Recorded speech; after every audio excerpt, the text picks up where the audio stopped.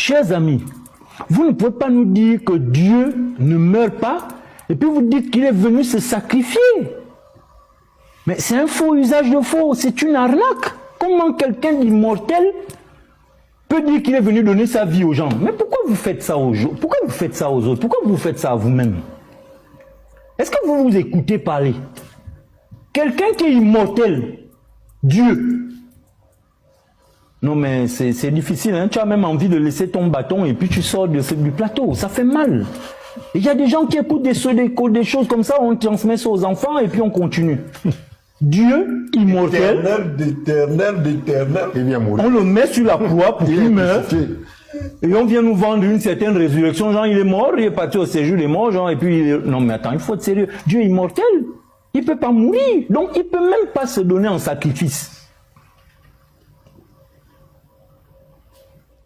Est-ce qu'on se comprend? Parce que vous savez, tout le mystère est mort là. Là même, j'ai même pas envie d'aller là-bas parce que il faut rien que les chrétiens qui nous écoutent là, eux-mêmes se posent d'abord la question que comment quelqu'un qui est immortel, parce qu'ils aiment insister avec ça, Jésus est Dieu, Jésus. Après ils vont sortir par la petite porte pour dire non, il était mi-homme, mi-dieu, donc c'est l'homme qui est mort. Mais faut arrêter de manipuler les gens. Ils viennent vouloir nous prouver qu'il n'y a pas de différence. Alors quel est l'enseignement qu'on peut quand même tirer? Non, c'est pourquoi je dis qu'il n'y a pas de crucifixion.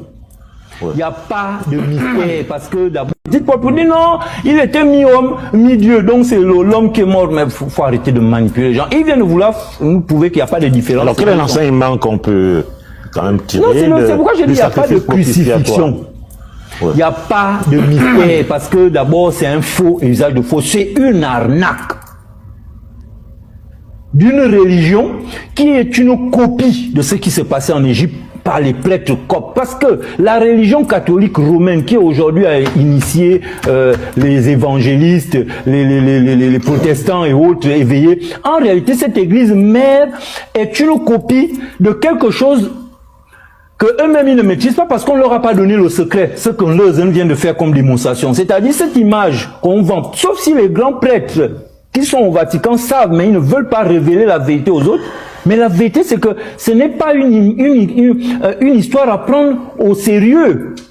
Que Jésus est venu mourir sur la croix, on l'a cloué, il a pleuré, il est mort. En même temps, il est Dieu, il est pareil au Père. Et puis c'est lui qui crie encore Père, pourquoi tu m'as abandonné? Ils comprennent pas. Alors dans vos livres, il y a quand même